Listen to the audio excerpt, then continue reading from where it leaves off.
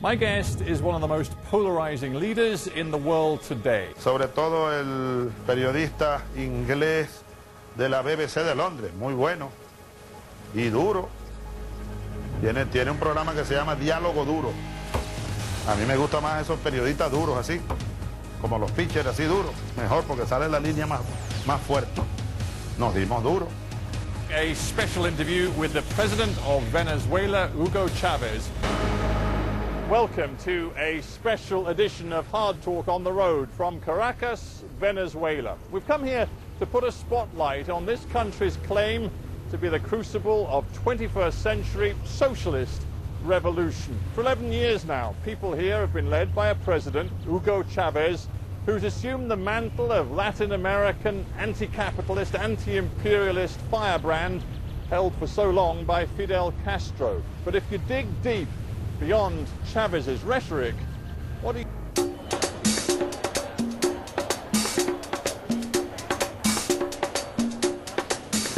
It's a night for rolling out the red carpet in socialist Venezuela. Outside the National Theatre in Caracas, they're putting on the style to celebrate the premiere of a new film by Oscar-winning American director Oliver Stone. The filmmaker himself is here, alongside his buddy and the star of his latest documentary, the President of Venezuela. It's not quite Hollywood glitz, but it is a big night in Caracas. And in Oliver Stone, President Hugo Chávez has found an ally who wants to help him make Chávez's case to the outside world. Hello, Stephen. This is Hugo. Hugo Chávez is in an ebullient mood. Welcome. He tells me of the links between London and Latin America's revolutionary heroes. In London lived Miranda, Yeah? our grand liberator. In London yes. lived Bolivar, Yeah, exactly. our father liberator. Exactly. You know that? Yeah. Yes. Now, Mr. President, I want to ask this man one question about the movie. One? Yeah, Tough question, I'm sure. Now, Just now, now, just this moment. Just one. Okay, yes. Solamente One. uno. Only one. Solamente Only uno. one. Only one. Oliver Stone, you have spent a lot of time, effort and money making a movie which is built around this man, around the president, Hugo Chávez. Why have you done it? It's not about me. No, not just It's not about you, me. but it's about your ideas. It's not about me. He's wrong. He's No, wrong. it's about your ideas. What do you say? What do you say? What do you say? Let's say he's the movie star, and there are 7 supporting president actors who are very good. Each one is an authentic individual, and I love the whole cast, and I love the movement, and I love the region, and it's a significant thing, and it's been ignored by the North American public, and it's not known. And what's going on here for the last 10 years is amazing. It's a piece of history. It's the least I can do to introduce this to the American people. It's a big picture introduction. Oliver Stone's documentary film, South of the Border, portrays a South America being transformed by Chavez-style radicalism. We have been concerned with some of the actions of Venezuelan President Chavez. The government of Venezuela is a negative force in the region. Refuse to accept the dictates of Washington. Who is Hugo Chávez? Una película de Oliver Stone. Back in the US, Stone is seen as a renegade, a maverick. But in Venezuela, he seems to have absolute faith in the man in power. He is regarded as a dictator, and that word is used freely. We showed it in the movie, dictator, dictator, dictator. And you know as well as I do that he was elected twice with significant majorities, and the process of election was subject to international review by more than one organization. So we know he's not a dictator, we know he's elected. And in America, we don't even know that. We make fun of him as a strong man, as a buffoon, as a clown, as a man who goes to the United Nations and says at Bush, I can smell the sulfur. So we do not understand, and we do not want to understand, but we miss the bigger point, which is that Mr. Chavez represents not just himself, he represents a movement of many countries, a region that's transforming for economic equality, for the poor, against the American ownership of interests of economic resources in Latin America and also military bases in Latin America. On the streets of Caracas, it's not hard to find Venezuelans making a big noise in support of Hugo Chávez. Como siempre, a la vanguardia.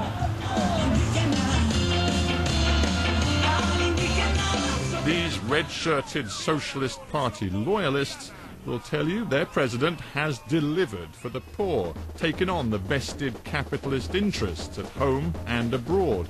That's the rhetoric. But is it true?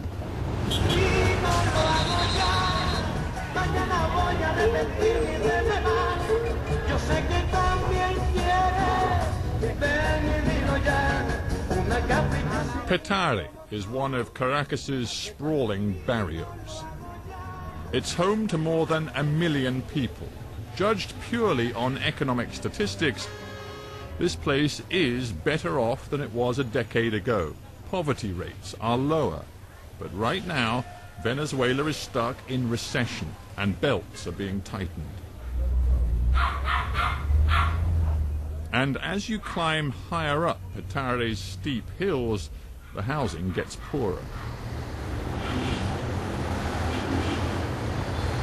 This favela of huts and shacks is overcrowded and underserved with basic amenities. It's home to Miraflores Presidential. She's a mother of 6. She's training to be a beautician, and she sits on her neighborhood commune. Her responsibility is healthcare for around 50 local families. In many ways, Miraflores fits the profile of a natural Chavista. Thank you very much for letting us see a little bit of your house and your neighborhood. I want to know how you feel about living here. How difficult do you feel life is here? Aquí donde estamos ahorita. Bueno, tuvimos 4 años que eso ha sido, como le digo, muchas preocupaciones que hemos tenido aquí y no hemos sabido desenvolver porque todos nos unimos y es que hemos salido de todas las crisis que nos han pasado. A muchas se les moja, se les mete el agua, cuando viene la brisa, pendiente que no se nos vaya a volar el techo y bueno, son cosas, angustias pues y mucha preocupación. Do you believe in socialism? Yo creo en Dios. I believe in God. That's a good answer. Nada más. Solo Dios. En Dios, que Él es el que sabe y el que puede lo que va a pasar, lo que no va a pasar, y es el que, gracias a Él estamos aquí, pues. Y que nos da la fuerza para seguir luchando. Porque de luchadora sí somos. Y sí me siento luchadora, porque imagínense. Y con esas mujeres que tengo aquí, que también luchan día a día. You have 6 children, and I've seen a couple of them, the older boys. How easy is it for your children to find work, to find jobs here? Bueno, yo ahorita estoy un poco así, el que ahorita trabaja es mi esposo, es el que trabaja ahorita, el hijo mío mayor, que él estudió, se graduó y todo, de publicidad y mercadeo, pero ahorita él hasta en internet ha metido currículo por todos lados, empresa, para aquí, por acá, y nada, tiene ya casi 1 año y pico en eso. Entonces él agarra los trabajitos pequeñitos que salen por ahí, que sí, de tiendas, cosas así. Él dice, mamá, tanto que yo estudié y mire lo que yo hago y no me sale mi trabajo que yo quiero, que tanto yo estudié con esfuerzo. Porque para darle esos estudios, mi esposa y yo a mis hijos ha sido duro. Does that mean that there is real anger amongst the young people here who can't find good jobs? Sí, hay bastante. Hay muchos muchachos que han salido de la edad de él, ya tienen tiempo que han salido para ellos buscar una vida mejor, porque para eso se estudia. Y nada, y no consiguen, entonces ellos les da como, ¿por qué no nos emplean a nosotros, que nosotros tenemos un buen futuro, una inteligencia que tienen esos muchachos, y ellos los olvidan, no los emplean? Eso es lo que mi hijo comenta mucho, que por qué ellos vienen con unas ganas de trabajar y triunfar. What about the future, Marjorie? Do you feel optimistic, or are you really worried about the future for your family and for your country? Bueno, el futuro en sí, ese no lo sabemos nosotros. Ese lo saben, como ya ustedes saben, que es el creador, el que nos creó, es el que sabe el futuro de todos nosotros, pero como ya les dije, mientras tanto nosotros seguiremos luchando con lo poco que tenemos.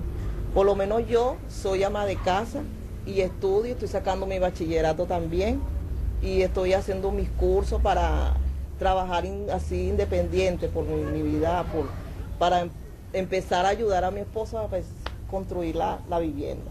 O sea, para yo trabajar, yo quiero trabajar para ayudar a mi esposo a construirle la casa a mis hijos, porque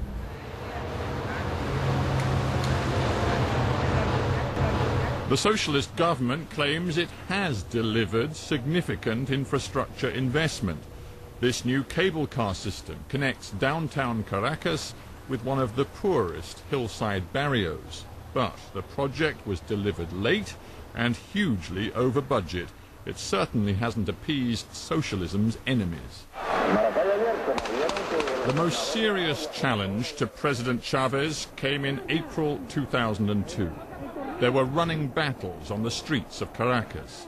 It was the briefest of coups. Chavez was ousted from the presidential palace for just 47 hours. But that attempted coup left a poisonous legacy, not least in relations between President Chavez and the privately owned media companies. Hola, buenos días. Bienvenidos a la segunda emisión de Globovision is Venezuela's biggest, most influential private TV news broadcaster. It was accused by Chavez of actively supporting the coup. But Globovision prefers to present itself as a doughty fighter against tyranny. Globovision is a 24-hour television news station which is the first and only all-news broadcast channel in Venezuela and the world. We believe in democracy. We believe in the freedom of speech as a fundamental human right. For this reason, we exercise with conviction a critical, responsible, and independent journalism. But precisely due to this autonomy, we've also become the target for attacks from the government. The channel's boss spoke to me just days before the authorities issued a warrant for his arrest. His whereabouts are currently unknown. Guillermo Zuluaga, welcome to Hard Talk. Thank you, Stephen, and thank you for the deference and the interest to interview us here in Venezuela. Chavez does not trust you because Chavez says he will never forget what happened in 2002 when Globovision and other private media companies, in his view, openly supported the coup against his democratically elected presidency. Let me say something first.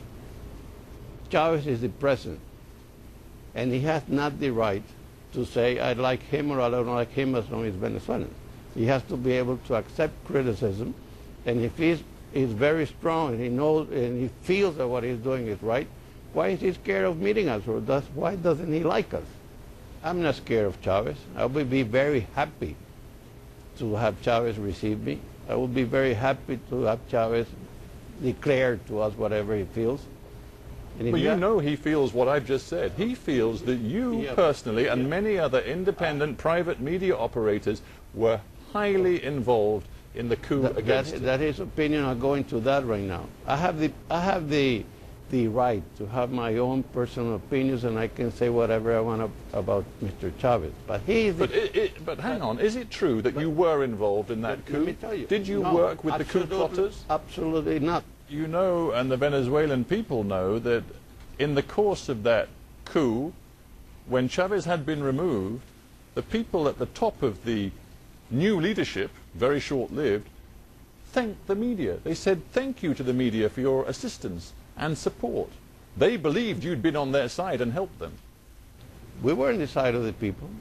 Well, I'm not talking about the people, I'm talking about the coup leadership.